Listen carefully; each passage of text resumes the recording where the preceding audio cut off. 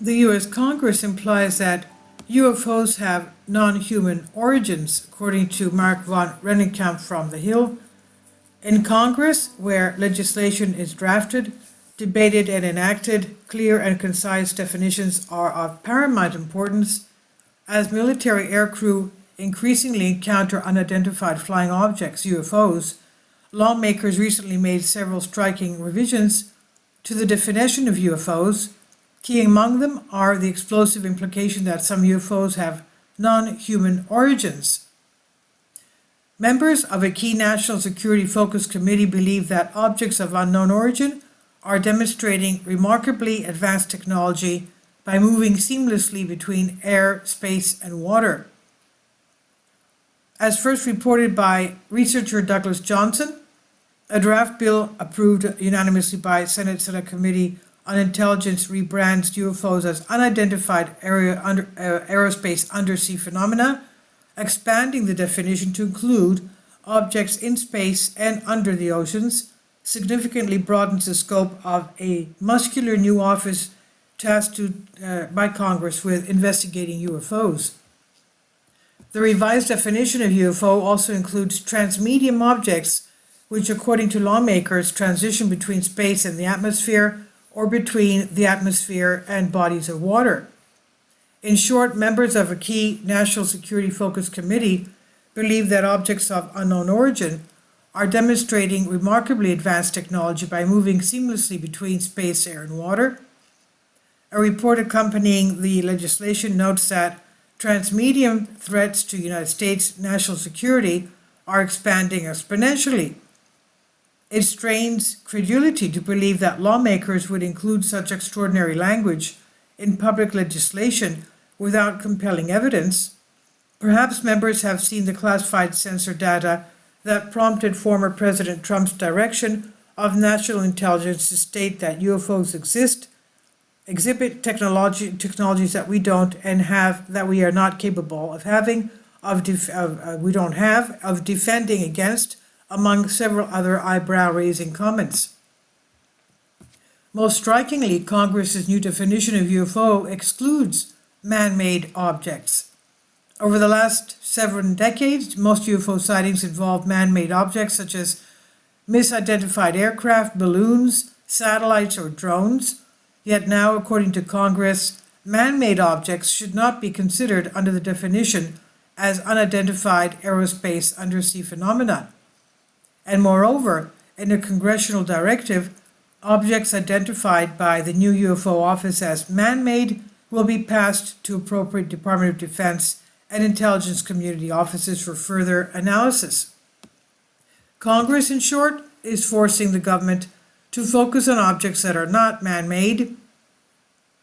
And imagine that the new UFO office identifies a highly advanced drone flying in sensitive airspace under the draft legislation, regardless of drone's origins, be it Chinese, Russian, or otherwise.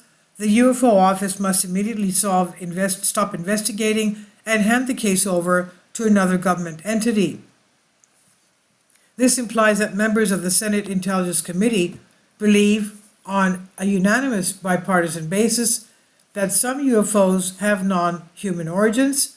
After all, why would Congress establish a powerful new office with investigating non-man-made UFOs if such objects did not exist? So make no mistake, one branch of the American government implying that UFOs have non-human origins is an explosive development. It's also part of a remarkable shift in official attitudes towards UFOs. In the late 1940s and early 1950s, many senior government officials believed that UFOs had interplanetary origins. But a series of still unexplained encounters in the summer of 1952 sparked Cold War national security fears among defense and intelligence agencies. As a result, the U.S. government initiated a campaign to debunk and discredit all UFO sightings, no matter how credible, and for decades officials mocked any suggestion that UFOs had extraterrestrial origins, but not anymore.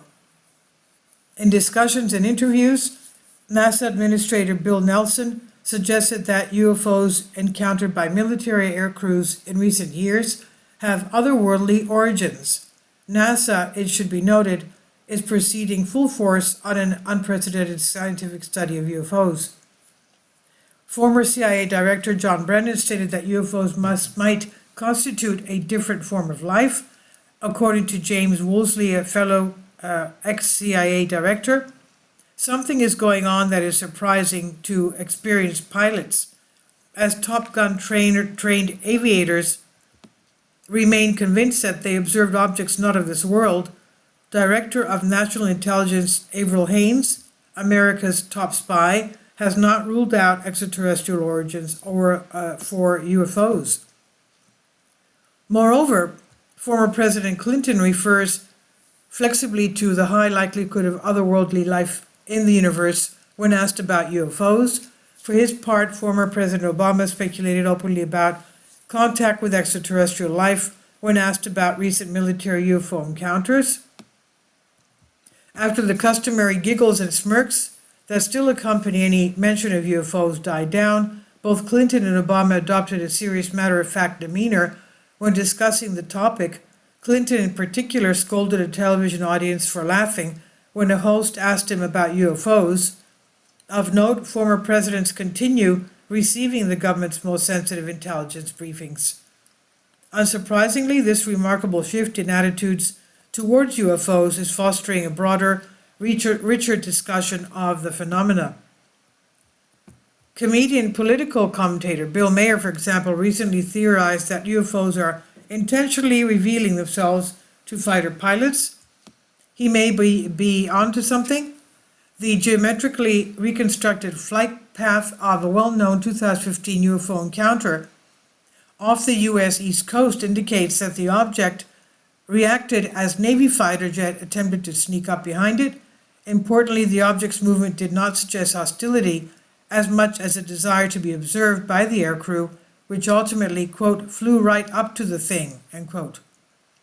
A UFO involved in the now famous 2004 Tic Tac incidents appeared on radar at the precise location of a rendezvous point known only to a small group of aviators and radar operators. And 10 years later, two fighter jets nearly collided with a UFO hovering at the exact location and altitude of an entrance point to a military training range. To Maher's point, some UFOs appear to move and position themselves in ways that make their presence obvious to nearby military aircrew. With Congress openly suggesting that UFOs have non-human origins, this behavior is particularly intriguing.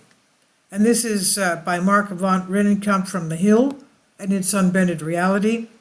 Please leave your comments and thank you for your support. Please support my Patreon account. The daily posts are 5 videos daily and they are totally different from what I have on my YouTube channel. Thank you so much for your support and that you find all my content so interesting. You'll find the Patreon account details in the description box below.